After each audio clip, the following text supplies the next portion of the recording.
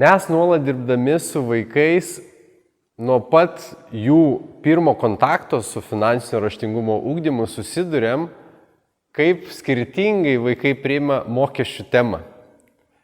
Vieni tiesiog sumoka, kiti derėsi, bando išvengti ir visaip kitaip susimažinti šitą naštą, treti bėga į krūmus ir slepiasi ir sako neduosiu.